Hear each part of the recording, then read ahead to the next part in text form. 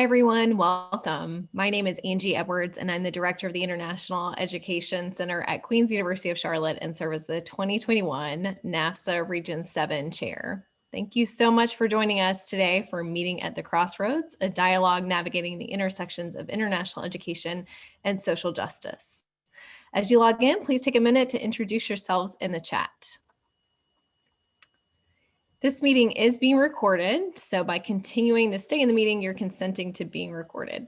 Please keep your microphone muted, and if you have any technical issues, please drop a private message in the chat to Jennifer Frankel, who's serving as today's tech lead. On behalf of NAFSA Region 7, I'd like to thank today's sponsor, the University of Alabama's Capstone International Center. Thank you so much for your support and making today's session possible. Meeting at the Crossroads is the first in a series of important conversations about the intersections of social justice and international education, hosted by NAFSA Region 7. The series is designed to complement the book NAFSA released last year, Social Justice and International Education, Research, Practice, and Perspectives, edited by Dr. Lenitra Berger. While the book is not required reading for this series, it really is a great resource, and the chapters are going to serve as a loose guide to these dialogues. We're going to drop a link to the book in the chat in case you'd like to check it out. I would also like to share that given the excellent turnout for today's session, it's clearly a topic people are passionate about, we've adjusted the format as follows. We're going to start with a dialogue between our presenters, and you as attendees can post comments and questions in the chat, which will be fielded later in the session. Then, if your schedule allows, stay with us as we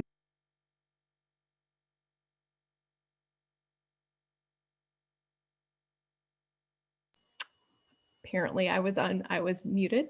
I don't know what you guys missed, but I'll reiterate that if your schedule allows, stay with us as we break into informal breakout rooms at 3 o'clock Eastern, 2 o'clock Central, so that we can allow about 30 minutes for smaller group discussion. Before I introduce the colleagues leading today's dialogue, I just want to thank each of you for showing up, being part of the conversation, and for taking action to address the critical issues of inequity, inequality, and injustice that we are reminded of daily. So without further ado, it is my pleasure to introduce today's presenters, Dr. Aaron Clevenger and Dr. Linwood Whitten. Dr. Clevenger is the Assistant Provost and Dean of International Programs for Embry-Riddle Aeronautical University. He's an adjunct professor teaching human security and resilience, world politics and globalization, and environmental security. Dr. Clevenger authored the chapter, The Evolution of Social Justice in International Higher Education, in the book we just talked about, Social Justice and International Education, Research, Practice, and Perspectives. Dr. Clevenger currently serves as the NAFSA Region 7 IEL and TLC KC liaison, and also as the NAFSA Academy coach for the SIO National Cohort. Today's session will be facilitated by Dr. Linwood Whitten, who currently serves as the Director of Diversity and International Affairs at Alabama State University, where he's also the Title IX coordinator. Dr. Whitten oversees diversity and inclusion initiatives on campus to ensure equity and access for all underrepresented students, faculty, and staff. In addition to serving as the NAFSA Region 7 HBCU MSI representative, he was selected by the Diversity Abroad Network to serve as a task force member for minority serving institutions. Now I'll turn it over to Dr. Linwood Whitten to get the session started. Linwood? Welcome, colleagues and friends. Once again, I am Linwood Whitten. My pronouns are he, him, and his, and I proudly serve as the Historically Black College and University Minority Serving Institutions representative for Region 7. Today, I will serve as your moderator for part 1 of this series of meaningful dialogue around social justice and international education. Behind the scenes, we are joined by our Region 7 colleagues, Caroline, Sylvia, and Jennifer, who will moderate the chat room. Let's cover the community agreements and a few other housekeeping rules before we dive right into this amazing session, which we have prepared for you. Thank you for joining us for part 1 of the Meeting at the Crossroads, a dialogue navigating the intersections between international education and social justice. I realize that we are in a more casual environment than usual, and I want to take a moment to remind us all, as international education professionals, of the NAFSA Statement of Ethical Principles. These include acting in a manner that merits trust and confidence, respecting every individual, and creating an inclusive learning and working environment. As we begin this session, please maintain professional decorum in both the chat and the Q&A features. By default, all participants have been muted upon entering the room. Please remain on mute for the duration of the presentation. For best viewing purposes and the greatest experience, we suggest viewing the session in speaker view if you're able to do so. Before we begin, let's take a moment of silence for the 8 Asian lives that were taken in Atlanta and the 10 lives taken in Boulder, Colorado supermarket yesterday due to domestic terrorism and hate.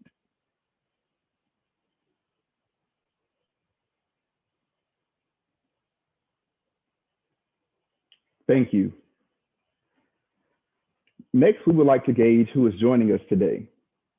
In efforts to get to know everyone a little better, please respond to the poll questions.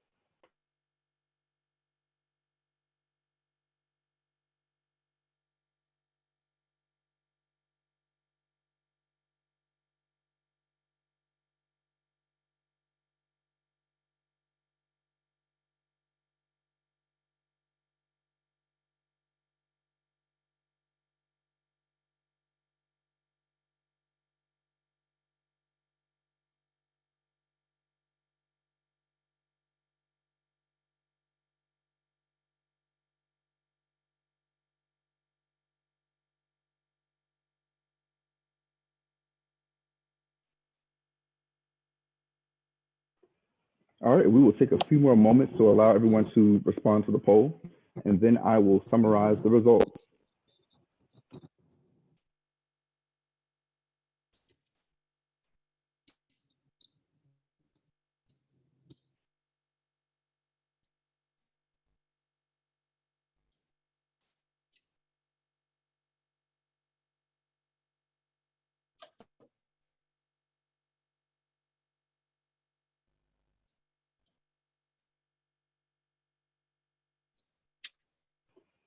All right, and do we have the results to the poll?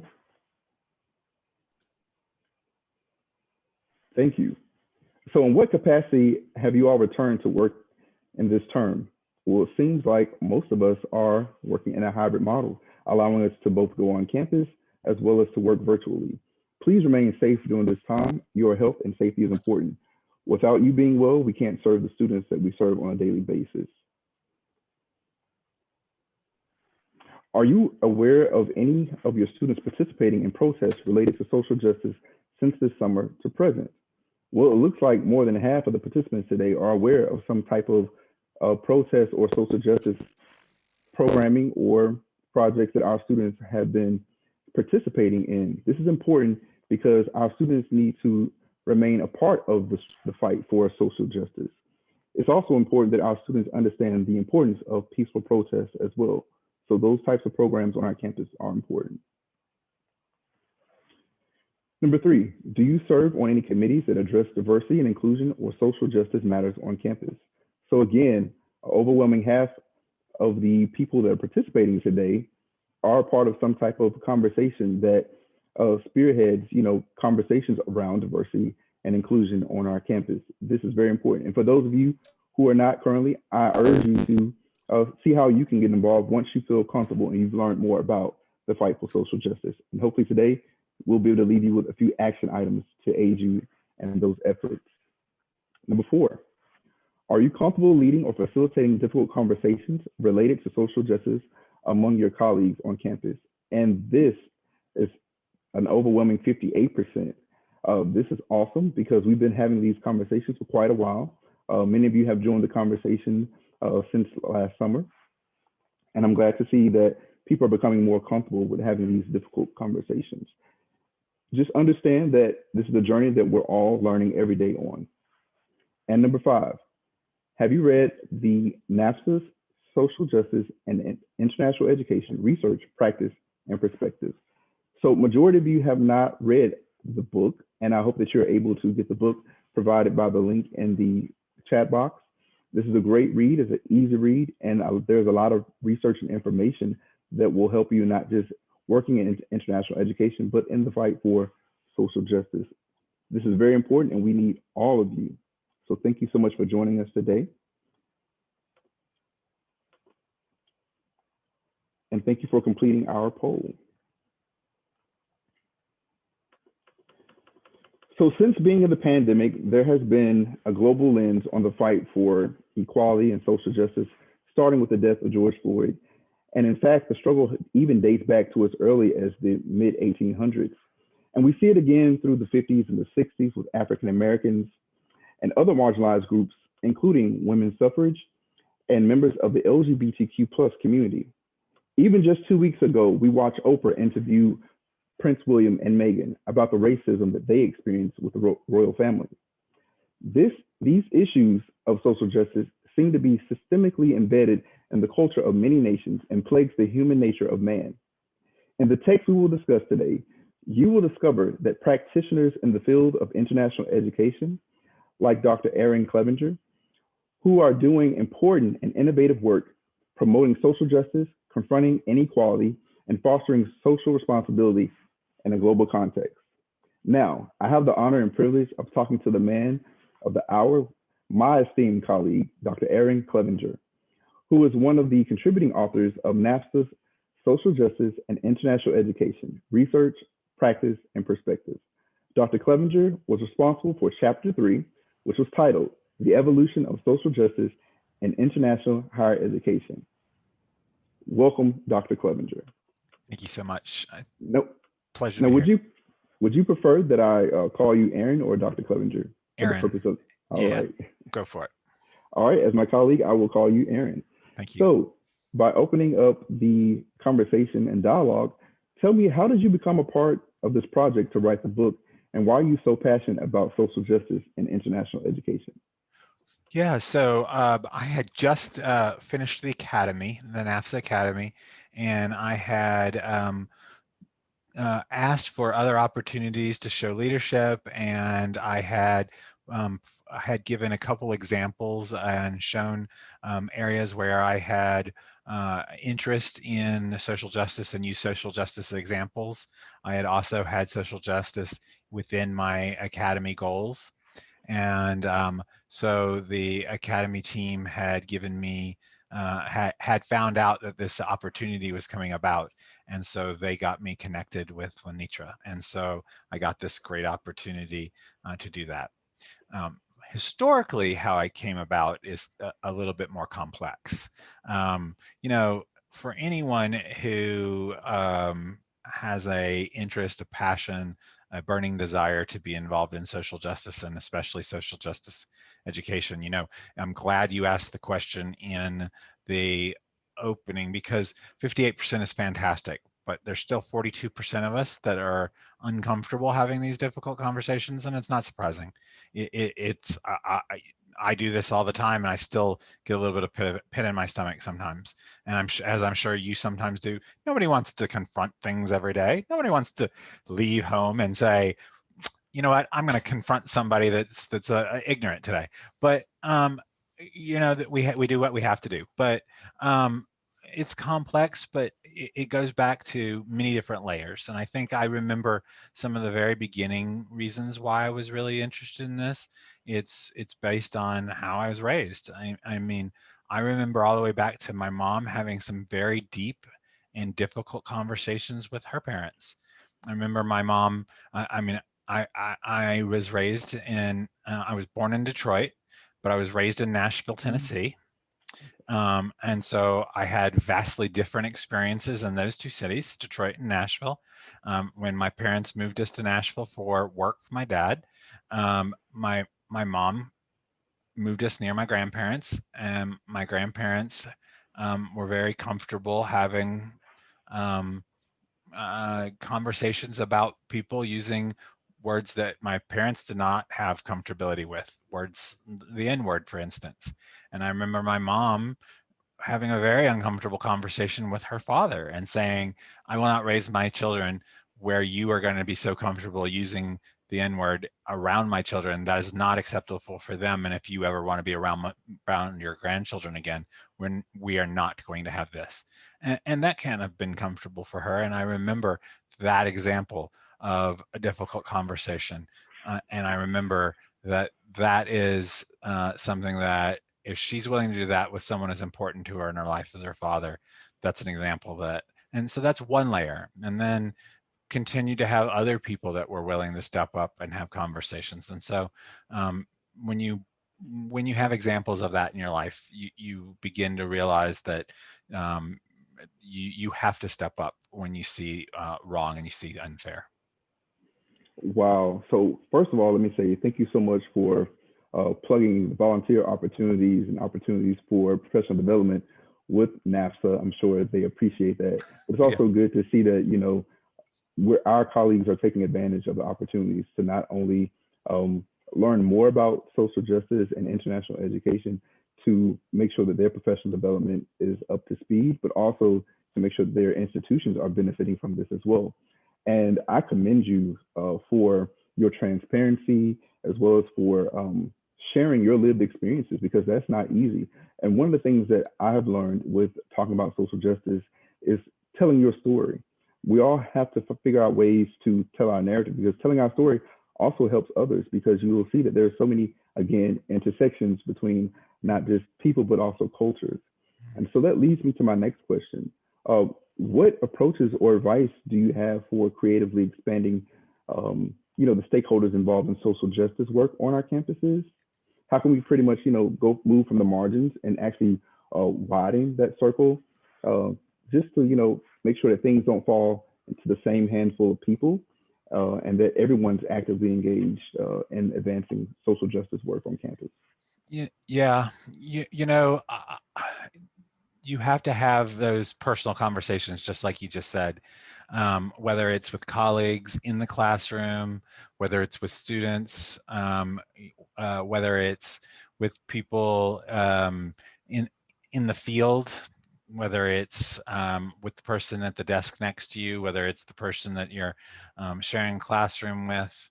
And it doesn't have to be anything formal. You can widen it just by having informal conversations. And I can give you an example of that. Speaking of sharing your personal example, I'm remembering back to 2014, I think, when Eric Garner was killed for selling cigarettes in Staten Island. And I remember that that evening, some friends and I were we were going out to a wine walk, and we ended up having a conversation about why I was upset about it, why that mattered to me, why that would bother me, or why I would even be involved in a conversation about that. And that led to me having a conversation about white privilege before that white privilege was a conversation that a group of white males would have. And they just wouldn't grasp the concept. They said it doesn't exist and they're not privileged, and they worked from 9 to 5, and they worked for every dollar they had. And so you know, you have those conversations all the time so that people expand their understanding, and so that you build somebody one person at a time so that they broaden their horizons. And so I said, okay, I'll give you an exact example right here, right now. As we're walking across the street with our open containers of wine, and that police officer is guiding us across the street and blocking the car from hitting us as we're breaking the law, walking across the street with our open containers. And as we got across the street, just to punctuate my point, a woman vomited on the street, publicly intoxicated with all her power and privilege, because, you know, a man did much less, sold a cigarette on the street and got killed earlier that day. And we were wandering across the street, drunk and publicly intoxicated, being drunken fools. And, you know, people said, you know, you're no fun and I'm never inviting you out for a wine walk ever again. But there were people that understood what I was pointing out. And at least one person in that became an advocate and understood before it was popular and cool to understand. So widening our horizons is about having conversations even when the conversation may not merit it. Wow, I definitely agree with that. And there's so many examples I'm sure our participants today can think of where they've experienced some type of injustice or privilege, whether they were on the other side of privilege or if they were actually benefiting from that privilege. And since we're using the terminology of privilege, in your book, when discussing social justice and diversity work, we all know that language matters.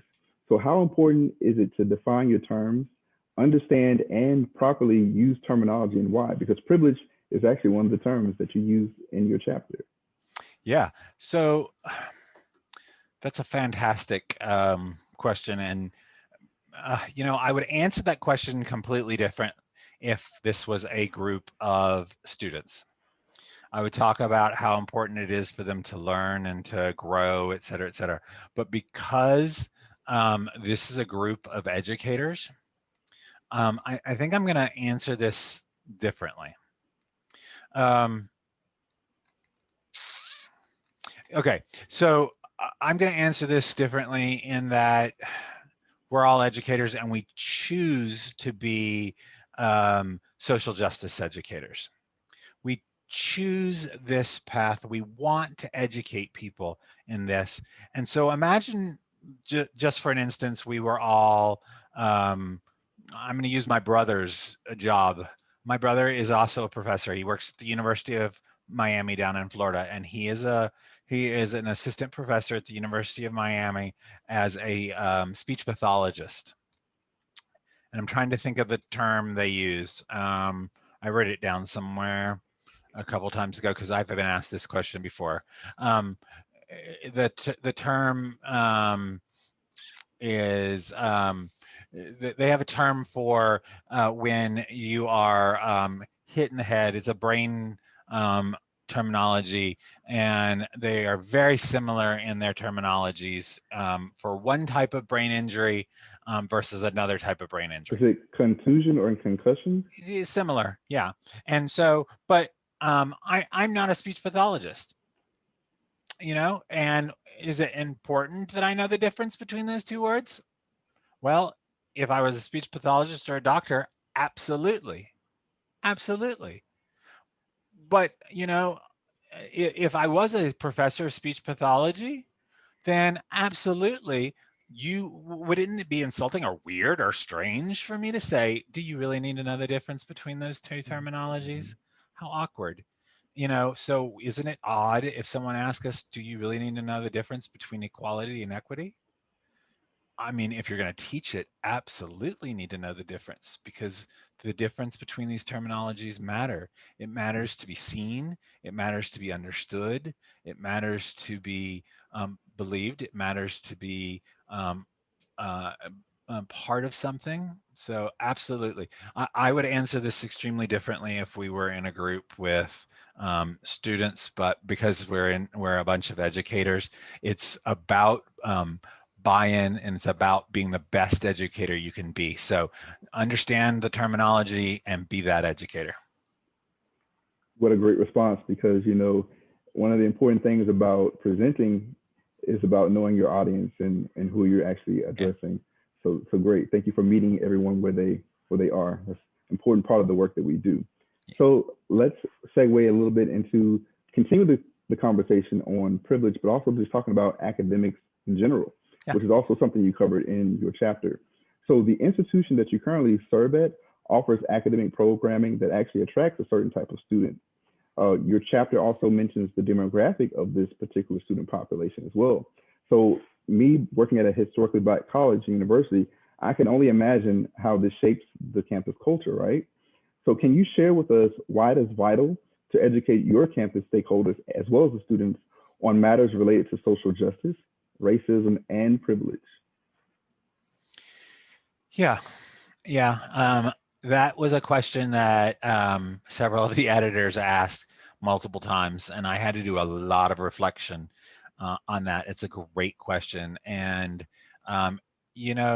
when you reflect on that over and over again, it becomes a little bit of emotional.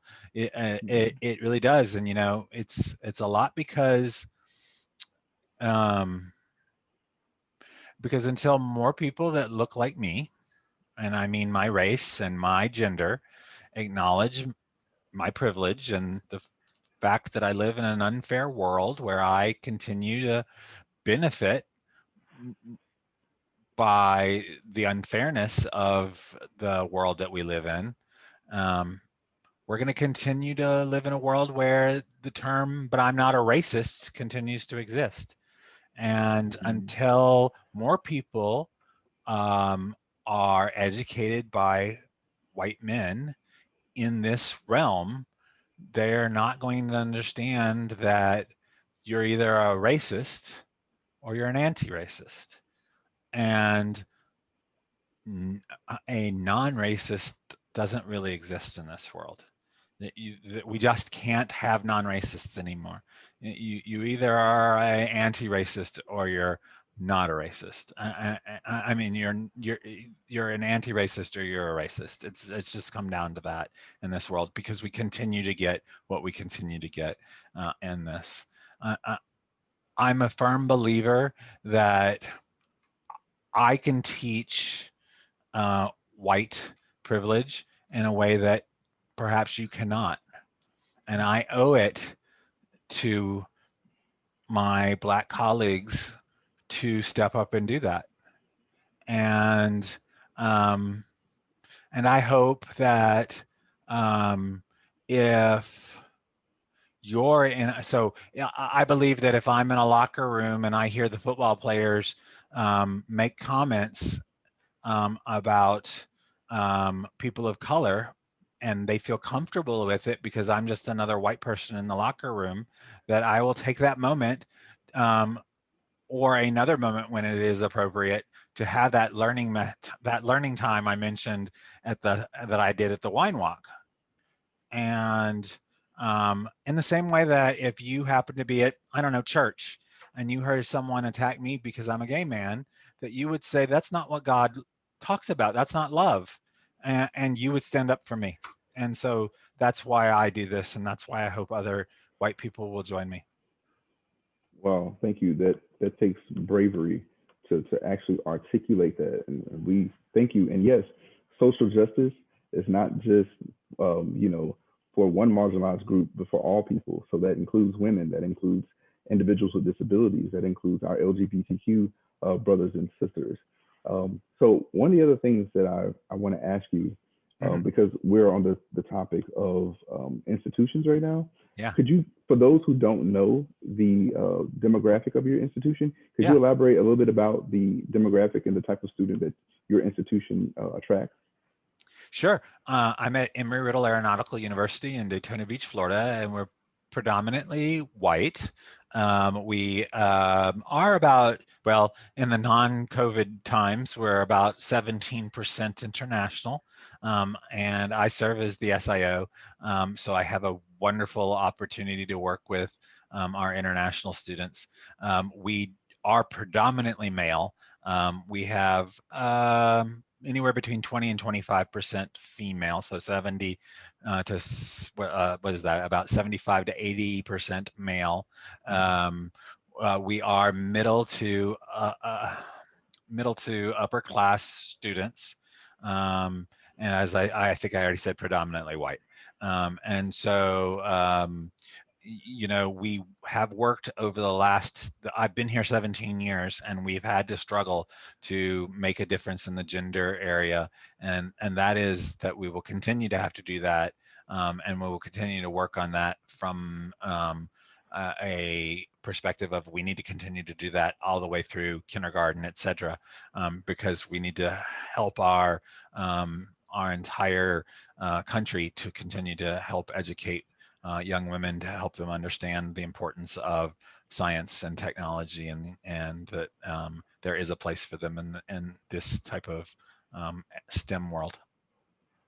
Okay, that sounds great. Well, once again, social justice also, you know, is for equality when it comes to gender as well as race. Absolutely, So yes.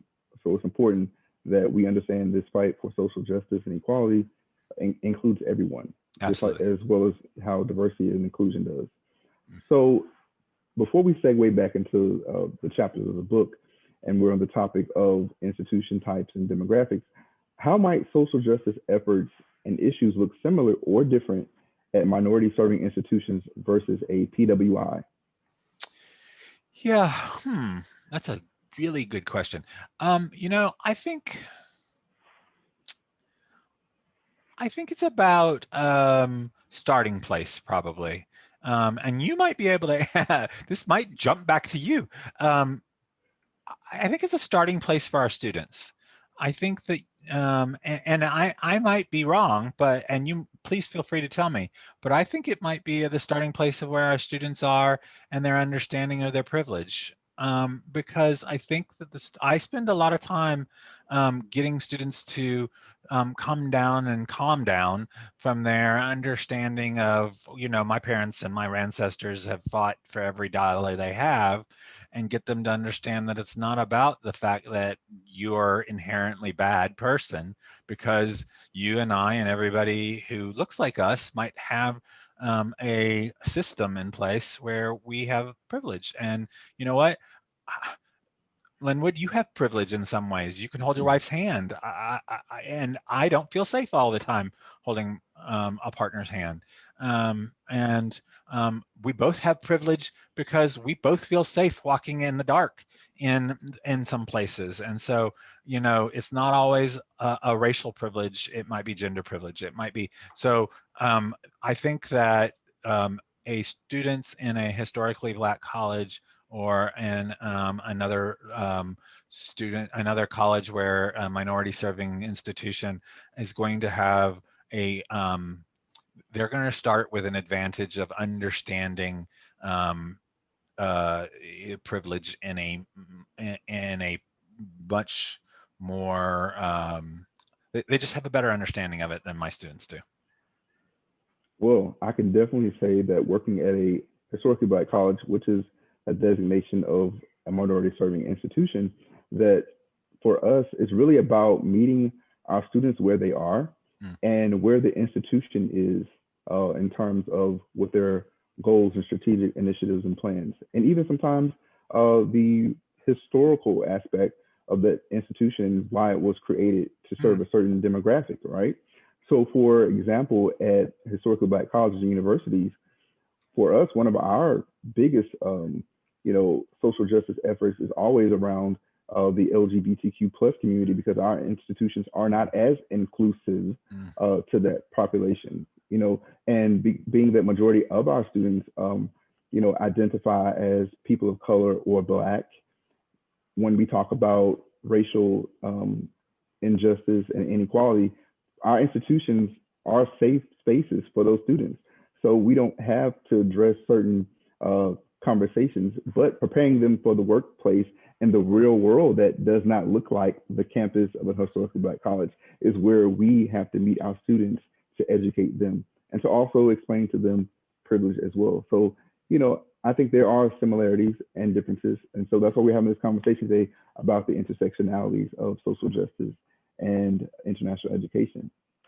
So let's segue back into the actual text, because one of the things that I've learned from just reading your chapter is that this goes back to, the Catholic Church. So in your chapter, you discuss the history of social justice and the role of the Catholic Church and how they played a part in this. What role do you think, or if any, do you believe that religion still plays in today's fight for social justice? You know, I'm not a religious scholar, and I'm sure if we had a panel here, that would be one that we'd want, is a religious scholar. And I am a Catholic, so I did go deep into the Catholic roots just because, as someone who has a doctorate degree from a Catholic university and went to Catholic school for a number of years, I have heard for years and years and years about how we invented social justice and so forth.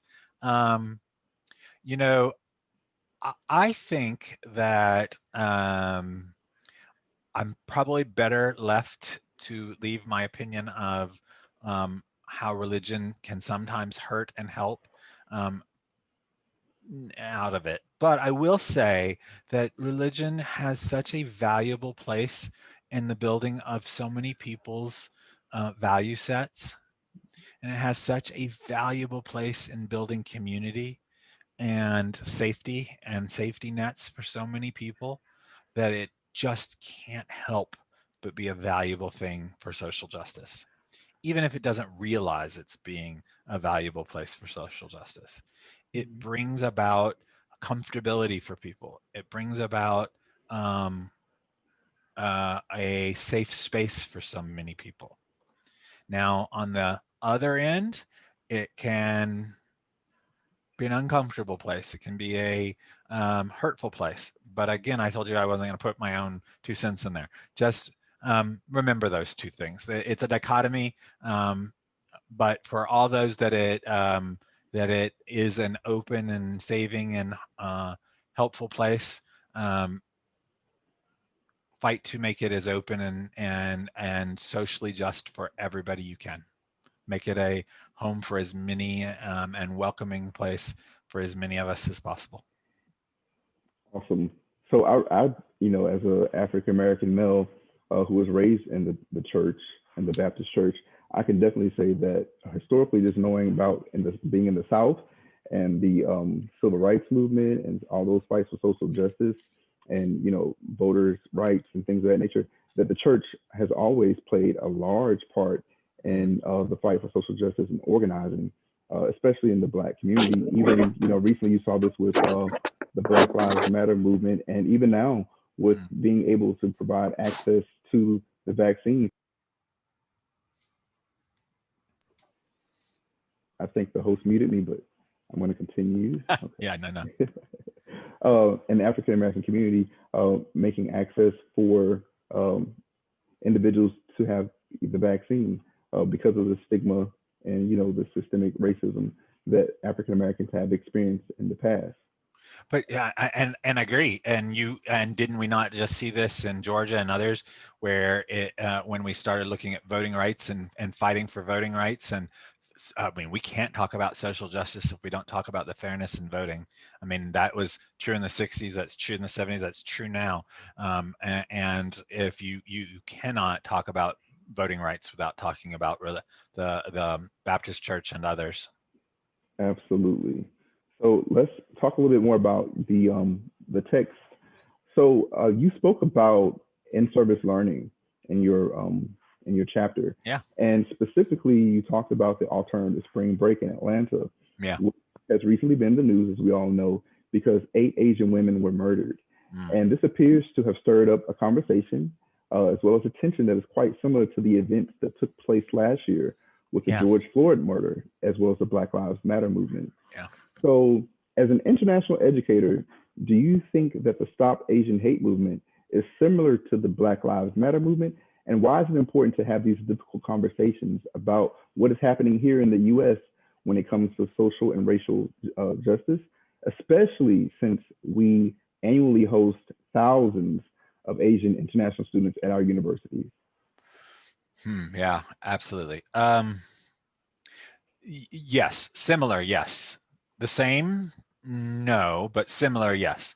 But I don't know that it matters that we compare them exactly. What I think matters is that the Black Lives Matter movement and the Stop Asian Hate movement and other movements like it are, I think it's important that we realize what they are deep down, and that is a fight against oppression.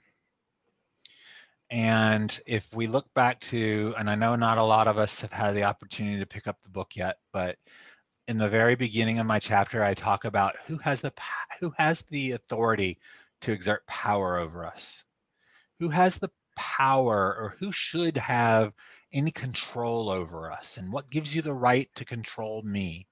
And really, what is oppression other than this constant control, this negative, this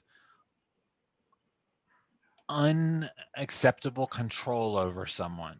And that's really what oppression is this constant negative control that we've seen. And in the Black Lives Matter movement, it has been this negative, constant negative control of law enforcement that has led to senseless murders of people that should be protecting people. And we don't have to, I mean, I don't have to be a historian, which I'm not.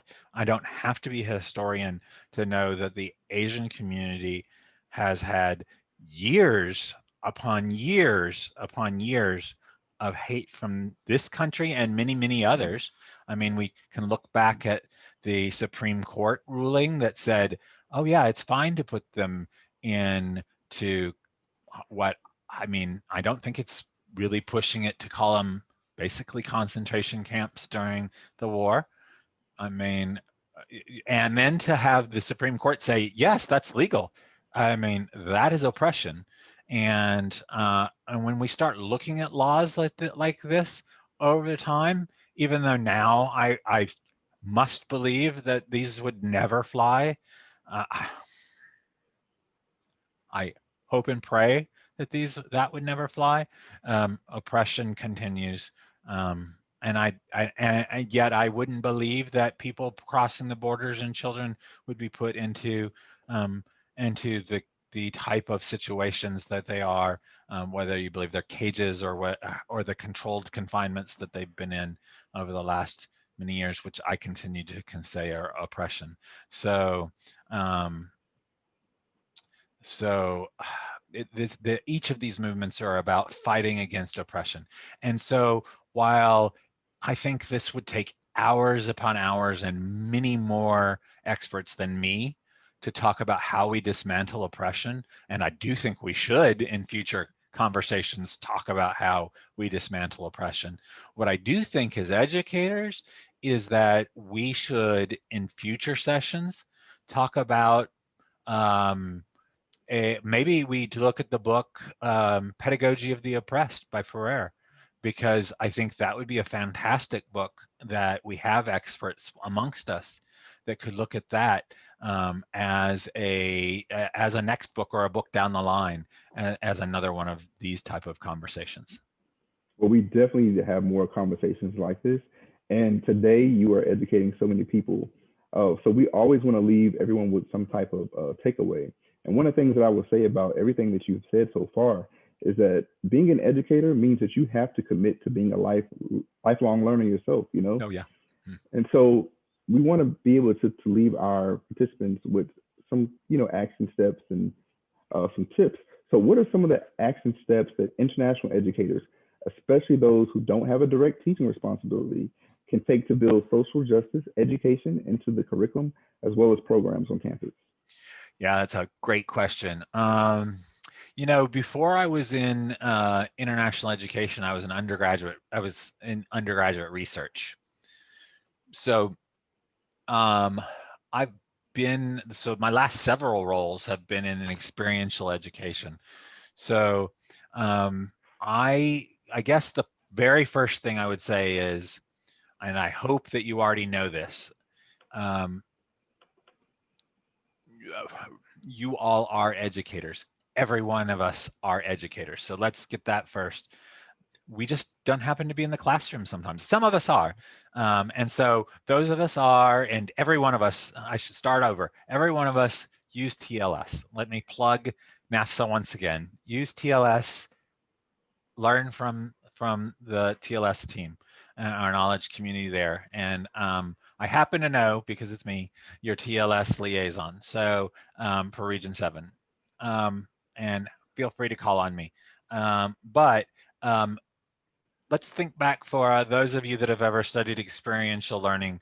There's 8 steps for experiential learners. And I think if we get into that, regardless of whether you're looking at global competencies or you're looking at social justice competencies, it's intention, it's preparedness and planning, it's it's being authentic, it's ensuring reflection, it's orientation, it's monitoring and continuous improvement of your programs, it's assessment and evaluation, and it's acknowledgement of the program. And so I think if you continually involve those 8 steps, and if you want, you can look into NSEE, the National Society for Experiential Education.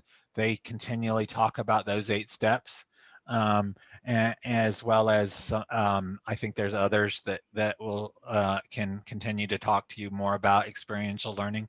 But and I think the most important of all those steps that I just talked about is reflection. In addition, specifically to the point on social justice, I think that you need to choose a framework about social justice. For me, I mentioned it already. For me, my framework for social justice, because because my background is in human security, mine is Ferrer. Mine is Pedagogy of the Oppressed. I think if you were to go and pick up the social justice book, not that I'm trying to plug it, but if you do, Lenitra, Dr. Berger talks about several frameworks that you could utilize. One is view, voice, and visibility. Another is the framework of critical race theory. And again, I just mentioned Pedagogy of the Oppressed. There are many others out there, but you need to have some sort of framework around to which to build to continue to grow. As you just said, Linwood, you need to be a continuous learner. You need to continually learn, and that's how you build the curriculum and you build the program around what you're learning and what you're continuing to learn. You come to things like this, you put aside your worry. I was worried about what if I say the wrong things, Linwood. But you put this aside and you continue to learn to be an expert in these type of things. You continue to grow, and then you build your curriculum around these. You welcome the mistakes. You grow from your friends, and you welcome the mistakes so that you can grow from those too. Wow. So that's a lot of good information. I hope you all are taking notes while we're in Social Justice 101 right now. So what are some of the best practices for preparing faculty leaders and international colleagues abroad? Because I know that a lot of times we talk about, students that are here in the country with ISSS, but we don't talk a lot about students who are going abroad. What can we do to create safe spaces and facilitate conversations on racism and social justice with students while being abroad? Are you talking about specifically the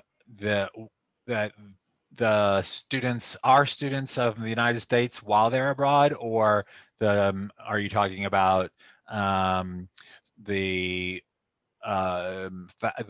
students that are abroad with faculty that are from abroad?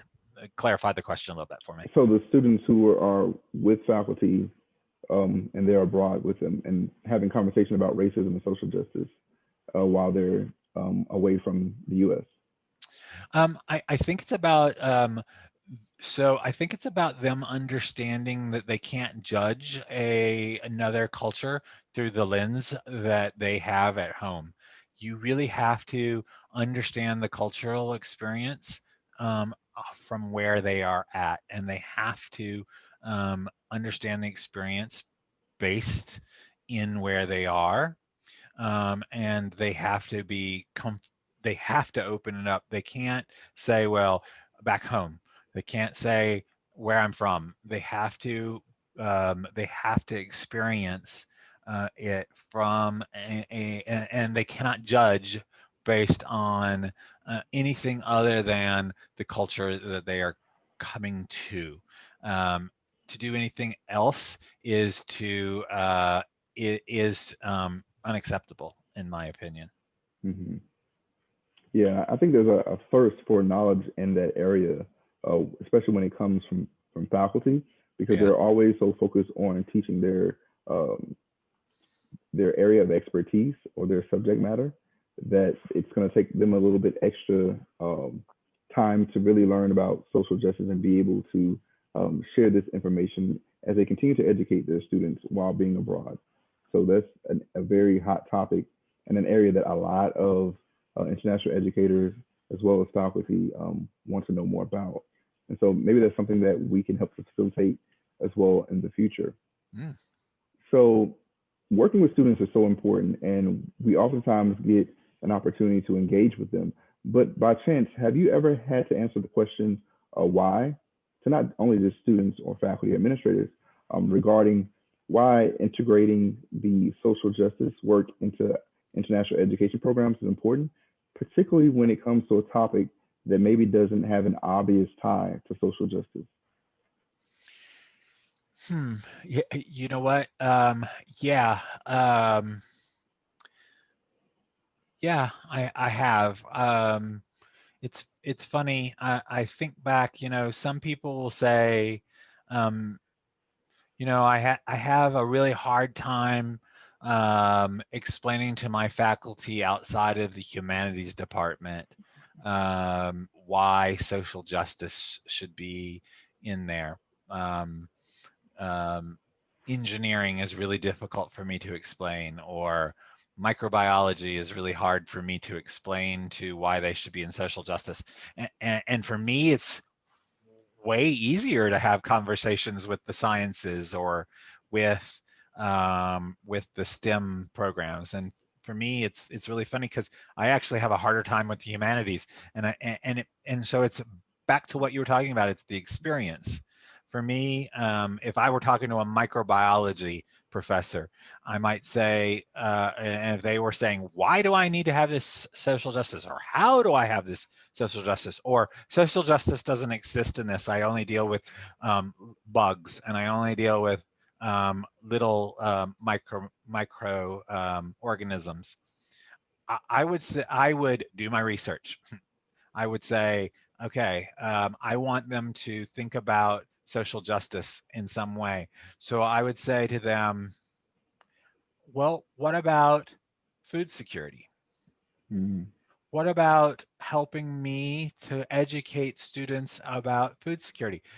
There is in every country, there is a food security issue. If you want to go down the street and look at a food desert, and you can help educate on food deserts, because there is a need for microbiologists to explain the importance of having rich, dense foods from a microbiology perspective, and then explain why high fatty foods and non-rich, dense vitamins causes such health problems. But you can't then talk about food deserts without talking about where food deserts come from. And there's where you start talking about social justice issues, because then you got to talk about the historically horrific problems that this country in the United States has with housing, and the red line maps that have been around since the 1930s, and the discrimination and the discriminatory laws we have in housing in the United States. And if the microbiologist isn't comfortable having conversations like that, we bring a sociologist to teach the course with them, and we've broken down some silos. And so I can have those conversations. I can bring people together for those type of conversations, and voila, we have social justice with a microbiologist. And you know what? I want to have conversations with scientists and biologists. If you look in the chapter that I wrote about, we talked about things like scientific racism. I talked about eugenics, and I talked about Nazism. If you look at the history of scientific racism, we're talking about everything from racism. We're talking about LGBTQ oppression coming out of science. We're talking about gender inequality coming out of science. I do not mean to despair any scientists in the rooms, but you do need to step up and come to the table and be social justice educators, because let's talk about it. Nazi medicine. Let's talk about the fact that for years we've had MDs and we've had psychologists talk about how the white race is superior to people of color. Let's talk about how we've had women who were forced to have hysterectomies because women are hysterical, and the only way to do that is to take away their sex drive. And let's talk about the fact that we still have LGBTQ people who are required to be forced through conversion therapy. I think that scientists can step up and be social justice educators just like you and I. So I don't mind having some conversations with a few professors that don't understand how they can be social justice educators. I'm happy to inspire them. And so again, it all goes back to building those relationships and having those difficult conversations and meeting those individuals where they are. You only know what you know. Yeah. And this is why we're having this series and meeting at the Crossroads and this dialogue about navigating the intersections, because there are so many intersections between international education and social justice. We are 2 minutes from the top of the hour. And I just want to say to you, Aaron, thank you so much for spending your time and sharing your knowledge today, because you are a wealth of knowledge as we navigated the intersections between international education and social justice. It's always a pleasure to be among my colleagues and friends while having these difficult conversations in a very safe environment. But before we wrap up, we want to share several useful action items on how to use your voice to speak to others about difficult topics in the most effective manner. So are you ready, Aaron, to share with our audience? Absolutely. All right, so the first thing you need to do is to know your audience. Before you begin a conversation, get a feel for who you're talking to, just as we did with the opening poll of our presentation. This will allow you to think about your approach to the audience. There may be individuals who need some historical context, which we provided today, on the subject matter, because we all are at different stages of our learning and discovery. Be respectful. Make sure you know how to speak to people. Here you must set community standards, take space, make space, meaning allow others to be heard and listen for understanding, not just to respond. Don't yuck my yum, which means recognize a person's thoughts and concerns during the conversation. Do not shame them. Find common ground. You may not always completely agree, but you may have some shared ideas on the topic you're discussing. For example, we're all here today because we all agree that racism is real or that people deserve to feel safe. Create a safe or brave space. Share your personal experience when applicable. Sharing makes others feel more comfortable, and it makes you appear both open and relatable. And Aaron, that's something you definitely did today, and we appreciate that. Be mindful of language. Define your terms and check your premises. This is where some of us may need to do some homework on terms like oppression, privilege, prejudice, discrimination, and peace building, which are all found in chapter 3 of this amazing book. Please understand that it's also okay to call a thing what it is, a thing. There's so much power in words, so choose them carefully. Create a primary message. This step in the conversation sets a focal point during a discussion such as racism is a global issue, or we should defund the police. Then follow these messages and support facts in history and data for context. Consider opposition framing. Educate yourself and learn what the other side believes, and create your supporting messages based on this information. Try not to enter the conversation without some knowledge of opposing viewpoints. Practice, practice, practice. Have these conversations with family and friends. Join webinars like this to build community and talk to your students and colleagues consistently. Do not wait for a situation on campus or in a media to arise before having important discussions on diversity and social justice issues. And please use your privilege and platforms for change. When you change the culture, you change the game. So at this time, we will open the room for questions left in the chat. But before we do, we want you to know that there will be breakout rooms offered at the end of the session to provide further dialogue with our colleagues. Here is what we want you to discuss.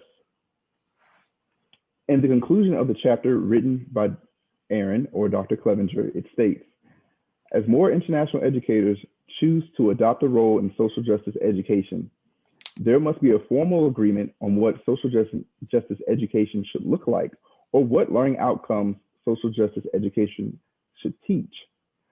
How do you imagine this type of educational programming on your campus? And which institutional stakeholders would you expect to lead these conversations and why? We will also drop the question in the chat box as well. And for the sake of time, I believe we have 2 or 3 questions from the chat.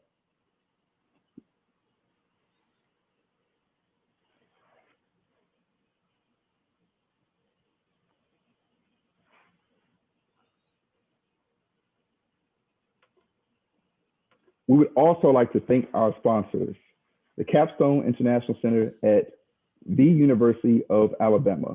This would not be possible without your support today, and we thank you for your continued support to Region 7. Our next series for NAFSA Region 7 on social justice dialogue will continue with social justice-centered education abroad programming, navigating social identities and fostering conversations. This will take place on Tuesday, April 13th from 2 p.m. Eastern, as well as 1 p.m. Central Standard Time. The speaker will be Malika Marable Serrano, Head of Diversity, Equity, and Inclusion at World Strides. Please join us. Registration is now open.